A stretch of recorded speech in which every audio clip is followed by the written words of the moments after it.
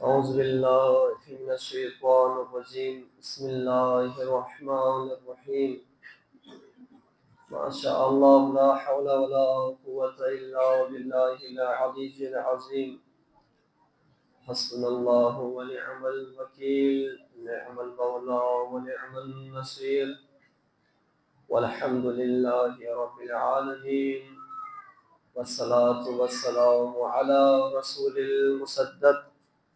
المصطفى الأمجد المحمود الأحمد حبيب إله العالمين أبي القاسم محمد اللهم صل على أما بعد فقد قال الله سبحانه في كتابه المجيد وفرقانه الحميد وهو أصدق القائلين وقول الحق بسم الله الرحمن الرحيم وقفوهم انہم مسئولون ما لکم لا تناصرون. درود پڑھ لیجیے محمد و آل محمد کی ذات پر.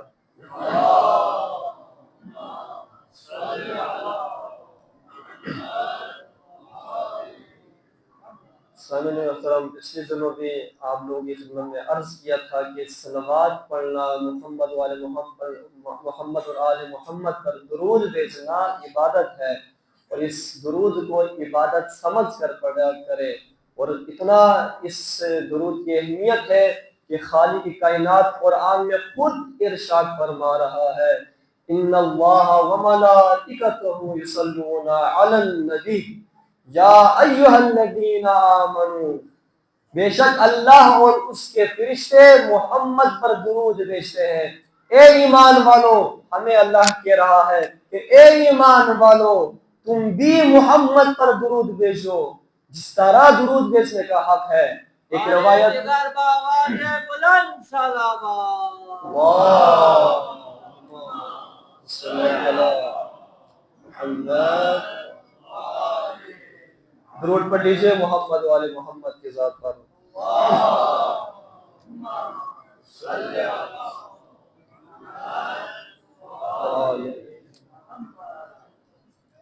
علماء کی صحت یابی کے لیے بآواز بلندتر صلوات صلی اللہ. ایک روایت آپ لوگوں کی خدمت میں عرض کروں کہ پیغمبر اکرم صلی اللہ علیہ وآلہ وسلم ارشاد فرماتے ہیں کہ جب میں معراج پر گیا تو چوتھے آسمان پر ایک فرشتہ میری خدمت میں حاضر ہوا اور عرض کرنے لگا یا رسول اللہ، میں اللہ کا فرشتہ ہوں اور میں نے 20,000 سال میں صرف 2 رکعت نماز ادا کی ہے. یعنی 2 رکعت نماز ادا کرنے میں نے 20,000 سال لگائے ہیں. 5,000 سال قیام میں، 5,000 سال رکوع میں، 5,000 سال تشہد میں، اور 5,000 سال سجود میں، اور 20,000 سال لگائے ہیں 2 رکعت نماز ادا کرنے میں. اب میں اس 2 رکعت نماز کو آپ کی امت کے لیے ہدیہ کرنا چاہتا ہوں. تو پیغمبر ایک دفعہ مسکرائے اور عرض کیا اے اللہ کے فرشتے، سن، مجھے قسم ہے اس خالق کائنات کی کہ جس نے مجھ محمد کو رسول مبعوث کیا، سن، بے شک تیرے اس 20,000 سال تو جو تم نے لگائے ہیں 2 رکعت نماز ادا کرنے میں بڑی فضیلت ہے، لیکن سن کہ جب میری امت اکٹھے ہو کر مجھ محمد اور آل محمد پر درود بھیجتی ہے تو اللہ میری امت کو تیرے اس 20,000 سال کی عبادت سے زیادہ ثواب عطا فرماتا ہے. لہذا اس سوال کو کمتر نہ سمجھے سلوات کو.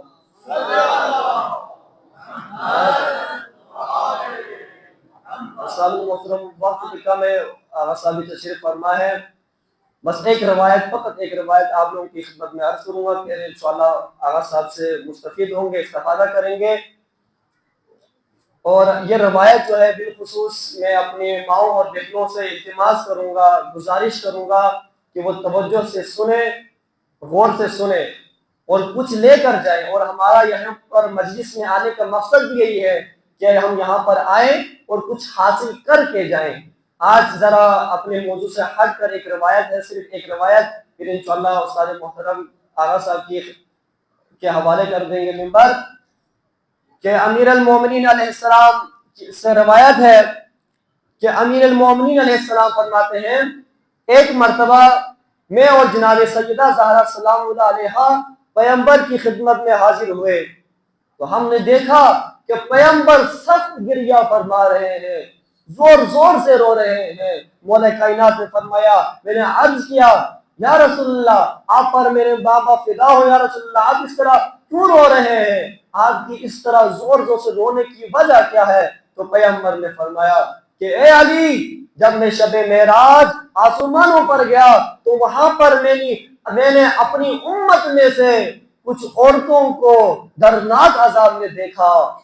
کہ جس کی وجہ سے میں سخت مضطرب ہوں، سخت پریشان ہوں اور میں اس طرح رو رہا ہوں زور زور سے۔ تو امیر المومنین مولا کائنات ارشاد فرماتے ہیں یا رسول اللہ آپ نے انہیں کس قسم کے عذاب میں مبتلا دیکھا؟ پھر پیغمبر لائن سے ایک ایک کر کے بتاتے ہوئے چلے جاتے ہیں۔ 11 عورتیں، پیغمبر نے وہاں پر 11 عورتوں کو دیکھا کہ جو سخت عذاب میں مبتلا تھے۔ پیغمبر فرماتے ہیں میں نے پہلی عورت کو دیکھا، رأیت امرأۃ معلقۃ بشعرها یغلی دماغ رأسها، اللہ اکبر۔ پیغمبر فرماتے ہیں میں نے وہاں پر ایک عورت کو دیکھا کہ جس کو بالوں سے لٹکایا گیا تھا اور اس کے سر کا مغز، اس کے سر کا دماغ ابل رہا تھا، اللہ اکبر۔ اور دوسری عورت پیغمبر فرماتے ہیں میں نے دوسری عورت کو دیکھا کہ جس کو زبان کے ساتھ لٹکایا گیا تھا اور جہنم کا ابلتا ہوا پیپ اس کے حلق میں ڈال اس کو پلایا جا رہا تھا۔ اور ایک اور عورت کو دیکھا، تیسری عورت کو کہ جس کو پستانوں کے ساتھ باندھا گیا تھا، اور چوتھی عورت جو اپنے جسم کو گوشت کھا رہی تھی اور اس کے نیچے جہنم کی آگ جلائی گئی تھی، اور پانچویں عورت کو دیکھا کہ جس کے دونوں پیروں کو ہاتھوں کے ساتھ باندھ دیا گیا تھا اور اس پر جہنم کے سانپ اور بچھو مسلط کر دیے گئے تھے جو انہیں بار بار اذیت دے رہے تھے، کاٹ رہے تھے۔ پیغمبر فرماتے ایک اور عورت کو دیکھا کہ جو بہری اور اندھی اور گونگی تھی، اسے آگ کے تابوت میں رکھا گیا تھا اور اس کے سر کا مغز ناک کے راستے سے نکل رہا تھا اور اس کا بدن جذام اور برس کے بیماری کی وجہ سے ٹکڑے ٹکڑے ہو رہے تھے۔ پیغمبر فرماتے ہیں ایک اور عورت کو دیکھا کہ جسے پیروں سے باندھ کر آگ کے تابوت میں رکھا گیا تھا، اور ایک اور عورت کو دیکھا کہ وہ عورت جسم کا گوشت، یعنی اس عورت کے جسم کا گوشت جو ہے آگے اور پیچھے سے کینچی، آگ کی کینچی سے کاٹا جا رہا تھا۔ اور ایک اور عورت کو دیکھا کہ جس کے چہرے اور ہاتھوں کو جلایا گیا تھا اور وہ عورت اپنی انتڑیاں کھا رہی تھی۔ اور پیغمبر فرماتے ہیں میں نے ایک اور عورت کو دیکھا کہ جس کا سر خنزیر، سور کی مثل تھا اور اس کا بدن گدھے کی مانند تھا اور اس پر ہزار قسم کے عذاب نازل ہو رہے تھے۔ پیغمبر فرماتے ہیں وہاں پر میں نے ایک اور عورت کو دیکھا کہ جس کی شکل کتے جیسی تھی اور آگ اس کے پیچھے سے داخل ہو کر اس کے منہ سے نکل رہی تھی اور فرشتے اس کے سر اور بدن کو آگ کے گرز مار رہے تھے۔ اللہ اکبر، استغفر اللہ۔ جناب سیدہ فرماتی ہے جب میں نے یہ سنا تو عرض کیا اے میرے پیارے بابا جان، آخر ان عورتوں کا قصور کیا تھا کہ ان پر یہ سخت عذاب نازل ہو رہا تھا؟ تو پیغمبر نے فرمایا اے میرے جگر کے ٹکڑے سنو کہ جس عورت کو بالوں سے لٹکایا گیا تھا اس کے سر کا دماغ ابل رہا تھا۔ پیغمبر فرماتے ہیں فَإِنَّهَا كَانَتْ لَا تُغَطِّي شَعْرَهَا مِنَ الرِّجَالِ، اللہ اکبر۔ یہ وہ عورت تھی کہ جو اپنے سر کے بالوں کو نامحرم مردوں سے نہیں چھپاتی تھی، اس کو قیامت کے دن بالوں سے لٹکایا جائے گا اور اس کے سر کا دماغ ابل رہا ہوگا۔ اور دوسری عورت کے جس کو زبان سے باندھ کر لٹکایا گیا تھا اور جہنم کا ابلتا ہوا پیپ اس کو پلایا جا رہا تھا۔ پیغمبر فرماتے ہیں فَإِنَّهَا كَانَتْ تُؤْذِي زَوْجَهَا، یہ وہ عورت تھی کہ جو اپنے شوہر کو زبان سے اذیت دیتی تھی، ہر وقت اذیت دیتی رہتی تھی زبان سے۔ اور تیسری وہ عورت کہ جس کو پستانوں کے ساتھ باندھا گیا تھا، پیغمبر فرماتے ہیں فَإِنَّهَا كَانَتْ تَمْتَنِعُ مِنْ فِرَاشِ زَوْجِهَا، یہ وہ عورت تھی کہ جو اپنے شوہر کے بستر پر نہیں آتی تھی، اپنے یعنی حقوق زوجیت ادا نہیں کرتی تھی، اور چوتھی عورت کہ جو اپنے بدن کا گوشت کھا رہی تھی اور اس کے نیچے آگ جلائی گئی تھی، پیغمبر فرماتے ہیں فَإِنَّهَا كَانَتْ تُزَيِّنُ بَدَنَهَا لِلنَّاسِ، یہ وہ عورت تھی جو شوہر کے علاوہ دوسرے لوگوں کے لیے اپنے آپ کو زینت دیتی تھی، میک اپ کرتی تھی دوسروں کو دکھانے کے لیے، خوشبوئیں لگایا کرتی تھی، خوشبو لگا کے گھر سے باہر نکلتی تھی، میک اپ کر کے باہر نکلتی تھی لوگوں کو دکھانے کے لیے۔ اور پانچویں وہ عورت کہ جس کے پیروں کو ہاتھوں سے باندھ کر لٹکایا گیا تھا اور اس پر جہنم کے سانپ اور بچھو مسلط کر دیے گئے تھے، پیغمبر فرماتے ہیں فَإِنَّهَا كَانَتْ قَذْرَةُ الْوُضُوءِ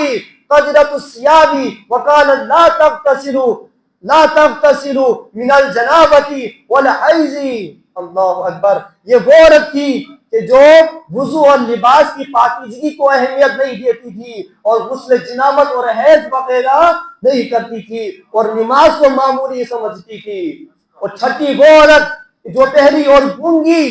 تھی اور آگ کے تابوت میں اس کو رکھا گیا تھا، پیغمبر فرماتے ہیں فَإِنَّهَا كَانَتْ تَلِدُ مِنَ الزِّنَا وَتُعَلِّقُهُمْ فِي عُنُقِ زَوْجِهَا، یہ وہ عورت تھی کہ جو زنا کے نتیجے میں بچہ دیتی تھی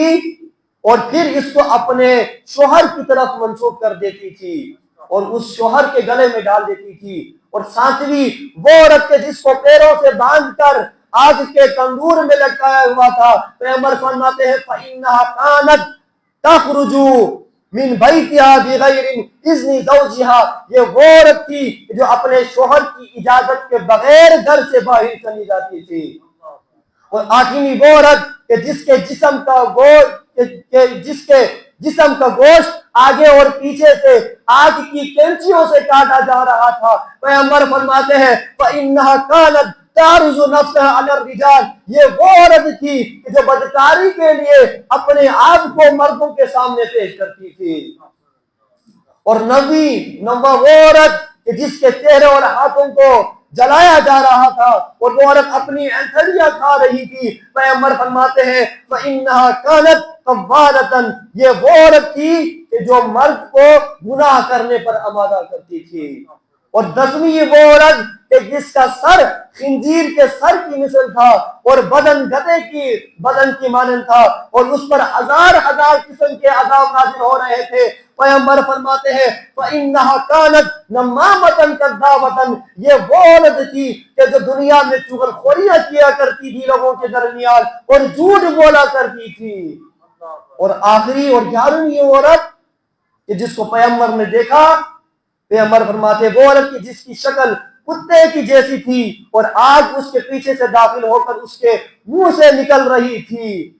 اور فرشتے اس کے سر اور بدن کو آگ کے گرز مار رہے تھے، پیغمبر فرماتے ہیں فَإِنَّهَا كَانَتْ قَيْنَةً نَوَّاحَةً حَاسِدَةً، یہ وہ عورت تھی کہ جو گانا گاتی تھی، اجرت لے کر میت پر رویا کرتی تھی اور حسد کیا کرتی تھی۔ اس کے بعد پیغمبر نے فرمایا وَيْلٌ لِّامْرَأَةٍ أَغْضَبَتْ زَوْجَهَا وَطُوبَىٰ لِامْرَأَةٍ رَضِيَ عَنْهَا زَوْجَهَا، عذاب جہنم ہے اس عورت کے لیے کہ جس نے اپنے شوہر کو ناراض کیا، اور جنت کی خوشخبری ہے اس عورت کے لیے کہ جس نے اپنے شوہر کو راضی کیا۔ خدا سے دعا ہے خدا ہماری ماؤں اور بہنوں کو جناب سیدہ زہرا سلام اللہ علیہا کی سیرت پڑھنے اور اس پر عمل کرنے کی توفیق عطا فرمائے۔ درود پڑھ لیجئے محمد و آل محمد کی ذات پر۔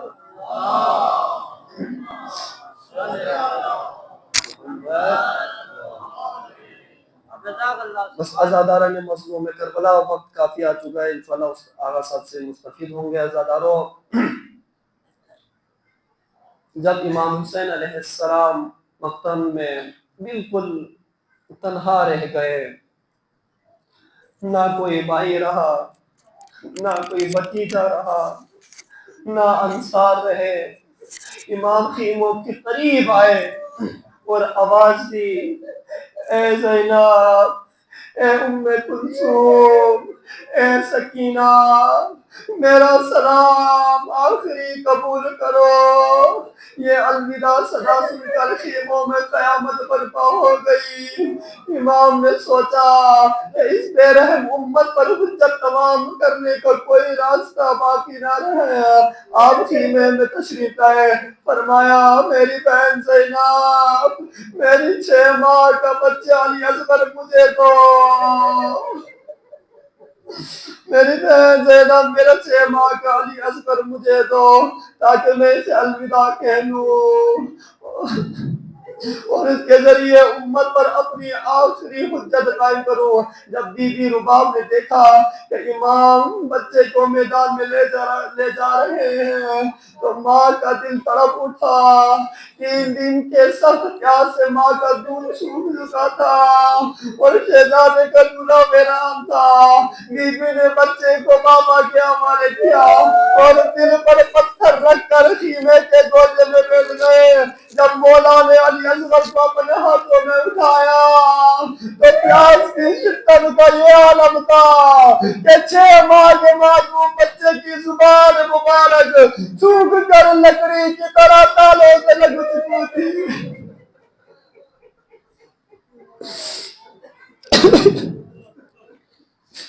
اللہ علیہ وسلم